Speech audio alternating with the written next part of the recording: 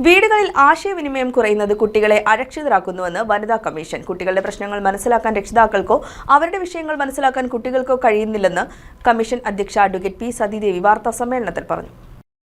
വീടുകളിൽ ആശയവിനിമയം ഇല്ലാതാകുന്നത് കുടുംബ ബന്ധങ്ങളെ, പ്രത്യേകിച്ച് കുട്ടികളുടെ ഭാവിയെ വളരെ ദോഷകരമായി ബാധിക്കുന്നതായി സംസ്ഥാന വനിതാ കമ്മീഷൻ വ്യക്തമാക്കി. കുട്ടികളുടെ പ്രശ്നങ്ങൾ മനസ്സിലാക്കാൻ രക്ഷിതാക്കൾക്കോ അവരുടെ വിഷയങ്ങൾ മനസ്സിലാക്കാൻ കുട്ടികൾക്കോ കഴിയുന്നില്ലെന്ന് കമ്മീഷൻ അധ്യക്ഷ അഡ്വക്കേറ്റ് പി സതീദേവി വാർത്താസമ്മേളനത്തിൽ പറഞ്ഞു.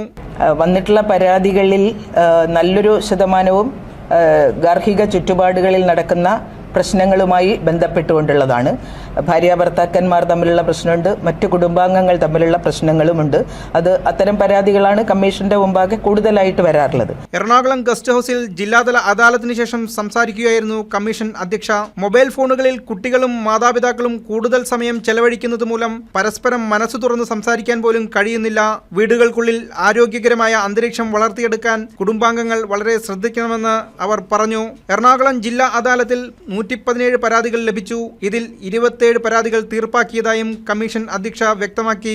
അദാലത്തിലും വാർത്താസമ്മേളനത്തിലും കമ്മീഷൻ അംഗങ്ങളായ advocate Indira Raveendran, advocate Elizabeth Mammen Mathai, advocate P Kunjayisha, VR Mahilamani, Shaji Sugunan IPS എന്നിവരും പങ്കെടുത്തു. News desk KCV news.